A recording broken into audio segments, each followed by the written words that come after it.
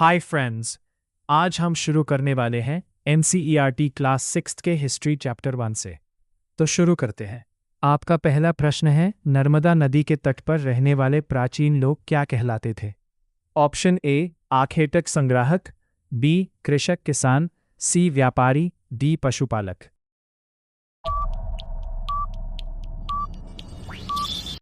आपका सही उत्तर है ए आखेटक संग्राहक। प्रश्न 2, सुलेमान और किरथर की पहाड़ियां, जहां लगभग 8000 वर्ष पूर्व स्त्री पुरुषों ने सबसे पहले गेहूं और जौ जैसी फसलों को उपजाना शुरू किया था, वर्तमान में किस क्षेत्र में स्थित हैं? ऑप्शन ए भारत और बांग्लादेश सीमा पर, बी पाकिस्तान और अफगानिस्तान क्षेत्र में, सी म्यांमार और भारत सीमा पर, डी दक्षिण भारत के केरल क्षेत्र में।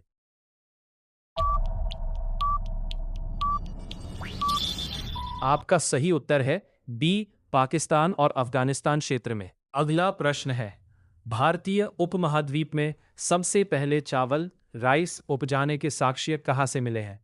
आपके ऑप्शन है ए गारो पहाड़ियाँ, बी किरथर पहाड़ियाँ, सी विंध्य के उत्तर में, डी सिंधु नदी के तट पर।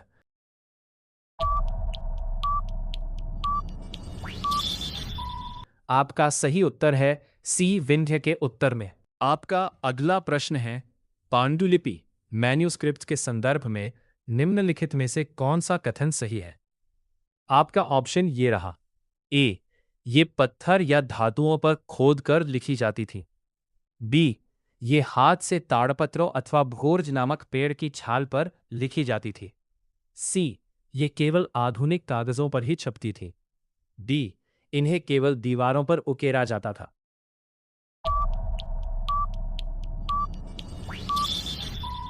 आपका सही उत्तर है बी ये हाथ से ताड़पत्रों अथवा भोर्ज नामक पेड़ की छाल पर लिखी जाती थी।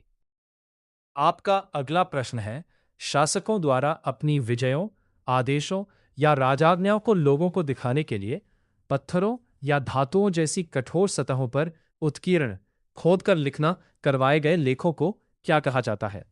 आपका ऑप्शन ये रहा, ए पांडुलिपि, बी अभिलेख इंस्क्रिप्शंस, सी यात्रा वृतांत, डी भोजपत्र।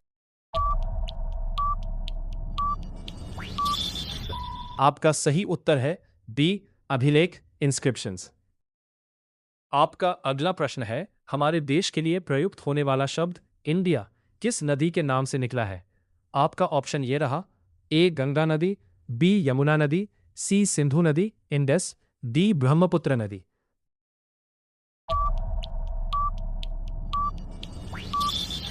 आपका सही उत्तर है सी सिंधु नदी इंडस।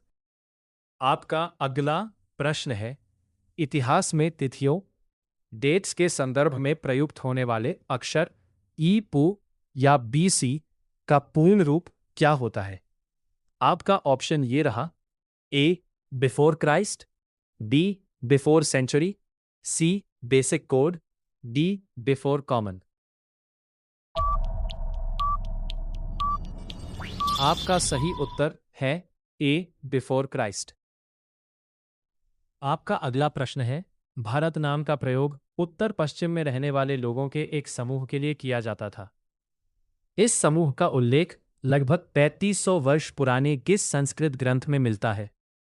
आपका ऑप्शन ये रहा, ए सामवेद, बी ऋग्वेद, सी अथर्ववेद, डी महाभारत।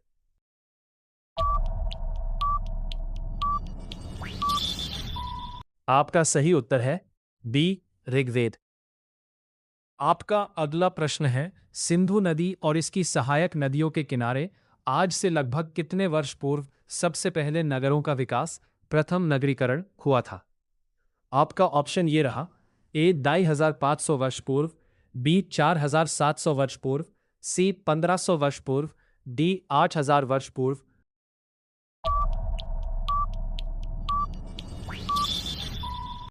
आपका सही उत्तर है बी 4700 वर्ष पूर्व। आपका अगला प्रश्न है, प्राचीन काल में गंगा नदी के दक्षिण में फैला इसकी सहायक नदी सोन के आसपास का क्षेत्र किस शक्तिशाली राज्य के नाम से जाना जाता था? आपका ऑप्शन ये रहा, ए मगध, बी कुरु, सी पांचाल, डी अवंती।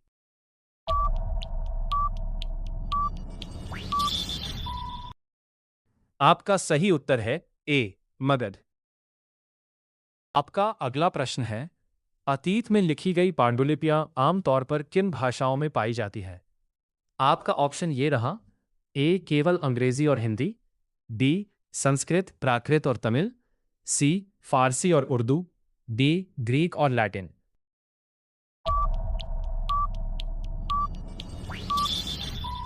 आपका सही उत्तर है बी संस्कृत, प्राकृत और तमिल। आपका अगला प्रश्न है, पुरातत्वविद आर्कियोलॉजिस्ट्स अतीत की किन वस्तुओं का अध्ययन करके इतिहास की जानकारी जुटाते हैं? आपका ऑप्शन ये रहा, ए केवल आधुनिक अखबार और मैगजीन, बी पत्थर और ईंट से बनी इमारतों के अवशेष, चित्र, मूर्तियां, औजार और बर्तन, सी केवल इंटरनेट पर उपलब्ध जानकारी, डी केवल राजाओं की वंशावली की सूचियां।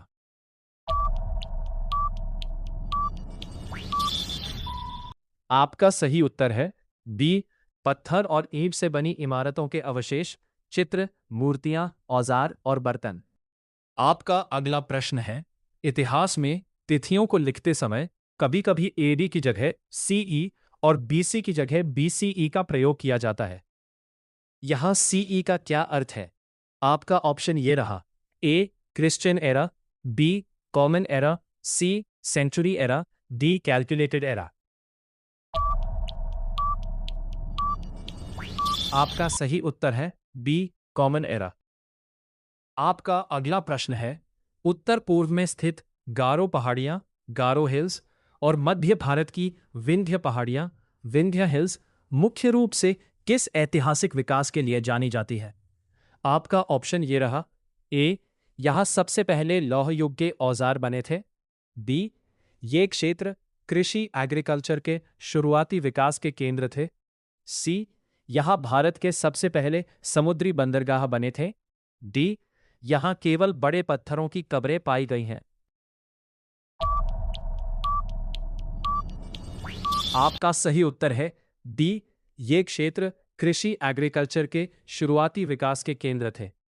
आपका अगला प्रश्न है, मिस्र के उत्तरी तट पर स्थित रोसेट्टा नामक कस्बे से एक ऐसा उत्कीर्ण पत्थर मिला है जिस पर राजाओं के नाम एक छोटे से फ्रेम में दिखाए गए हैं। इस फ्रेम को क्या कहा जाता है?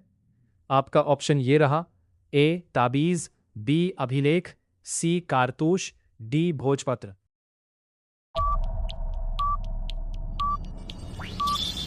आपका सही उत्तर है सी कारतूश। आपका अगला प्रश्न है, अतीत का अध्ययन करने वाले इतिहासकार हिस्टोरियंस जब स्रोत सोर्स शब्द का प्रयोग करते हैं तो उनका क्या तात्पर्य होता है? आपका ऑप्शन ये रहा, ए केवल वह स्थान जहां राजा का महल स्थित था, बी पांडुलिपियों, अभिलेखों तथा पुरातत्व से मिलने वाली जानकारियां, सी केवल आधुनिक इतिहास की पाठ्य पुस्तकें, डी नदियों के उद्गम स्थल जहां प्राचीन बस्तियां थीं।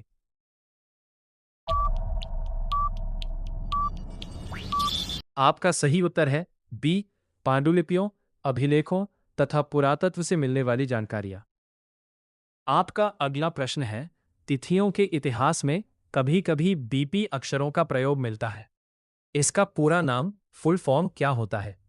आपका ऑप्शन ये रहा, ए बिफोर पास्ट वर्तमान से पहले, बी बिफोर पीरियड काल से पहले, सी बेस पीरियड मुख्य काल, डी बिफोर पुराण पुराणों से पहले। आपका सही उत्तर है ए बिफोर पास्ट वर्तमान से पहले। आपका अगला प्रश्न है, प्राचीन काल में लोग एक स्थान से दूसरे स्थान तक लंबी और जोखिम भरी यात्राएं क्यों करते थे? आपका ऑप्शन ये रहा, ए केवल आधुनिक पर्यटन स्थलों की सैर करने के लिए, बी काम की तलाश में, प्राकृतिक आपदाओं, बाढ़ सूखे के कारण, व्यापार के लिए और धार्मिक प्रचार के लिए, सी केवल हवाई जहाजों और ट्रेनों का परीक्षण करने के लिए, डी क्योंकि उनके पास रहने के लिए घर बनाना नहीं आता था। आपका सही उत्तर है बी काम की तलाश में, प्राकृतिक आपदाओं, बाढ़, सूखे के कारण, व्यापार के लिए और धार्मिक प्रचार के लिए। आपका अगला प्रश्न है, प्राचीन काल के सिक्कों कॉइन्स के संदर्भ में निम्नलिखित में से कौन सा कथन सत्य है? आपका ऑप्शन ये रहा। ए, प्राचीन सिक्के केवल कागज और प्लास्टिक के बनाए जाते थे। बी, सिक्कों के अध्ययन से केवल राजाओं के मनोरंजन की जानकारी मिलती है। सी, पुरातत्वविदों को खुदाई में मिले प्राचीन सिक्के धातुओं जैसे सोने, चांदी या तांबे के बने होते थे, जिन पर आकृतियां या लेख उत्कीर्ण होते थे। डी, प्राचीन काल में सिक्कों का कोई अस्तित्व ही नहीं था। आपका सही उत्तर है सी, पुरातत्वविदों को खुदाई में मिले प्राचीन सिक्के धातुओं जैसे सोने, चांदी या तांबे के बने होते थे, जिन पर आकृतियां या लेख उत्कीर्ण होते थे। आपका अगला प्रश्न है, एनसीईआरटी पुस्तक के अनुसार अतीत एक या अनेक, वन पास्ट और मैनी शीर्षक का क्या तात्पर्य है? आपका ऑप्शन ये रहा। ए, अतीत केवल राजाओं का होता था, आम लोगों का कोई अतीत नहीं था। बी, अलग अलग समूहों के लोगों के लिए इस अतीत के अलग अलग मायने थे, जैसे राजाओं का जीवन पशुपालकों के जीवन से बिल्कुल भिन्न था। सी, पूरी दुनिया का इतिहास हर काल में बिल्कुल एक समान और एक जैसा ही रहा है। डी, इतिहास में केवल एक ही घटना सबसे महत्वपूर्ण है, बाकी सब बेकार है। आपका सही उत्तर है बी, अलग अलग समूहों के लोगों के लिए इस अतीत के अलग अलग मायने थे, जैसे राजाओं का जीवन पशुपालकों के जीवन से बिल्कुल भिन्न था। आपका अगला प्रश्न है, लिपि, स्क्रिप्ट और भाषा लैंग्वेज के अंतर के संदर्भ में कौन सा कथन सही है? आपका ऑप्शन ये रहा। ए, लिपि और भाषा दोनों एक ही चीज है, इनमें कोई अंतर नहीं होता। बी, भाषा केवल पत्थरों पर लिखी जाती है और लिपि केवल बोली जाती है। सी, जो हम बोलते हैं वह भाषा है और उस भाषा को लिखने के लिए जिन अक्षरों या संकेतों का प्रयोग किया जाता है उसे लिपि कहते हैं। डी, प्राचीन काल में ना तो कोई भाषा थी और न ही कोई लिपि। आपका सही उत्तर है सी, जो हम बोलते हैं वह भाषा है और उस भाषा को लिखने के लिए जिन अक्षरों या संकेतों का प्रयोग किया जाता है उसे लिपि कहते हैं। आपका अगला प्रश्न है, गंगा नदी के किनारे और इसके समुद्र तटवर्ती इलाकों में नगरों का विकास लगभग कितने वर्ष पूर्व हुआ था? आपका ऑप्शन ये रहा। ए, 4700 वर्ष पूर्व। बी, 12,000 वर्ष पूर्व। सी, 8,000 वर्ष पूर्व। डी, 10,000 वर्ष पूर्व। आपका सही उत्तर है बी, 2,500 वर्ष पूर्व। आपका अगला प्रश्न है, इतिहास में अज्ञात लिपि का अर्थ निकालने की प्रक्रिया को क्या कहा जाता है? आपका ऑप्शन ये रहा। ए, पुरालेख शास्त्र। बी, डिसाइफरमेंट या अपूठन। सी, उत्खनन। D, carbon dating. आपका सही उत्तर है बी, डिसाइफरमेंट या अपूठन। आपका अगला प्रश्न है, प्राचीन काल में ब्रूर्ज बर्च पेड़ की छाल जिससे पांडुलिपियां तैयार की जाती थीं, मुख्य रूप से भारत के किस क्षेत्र में पाया जाता था? आपका ऑप्शन ये रहा। ए, थार मरुस्थल के रेतीले क्षेत्र में। बी, सुंदरवन के डेल्टा क्षेत्र में।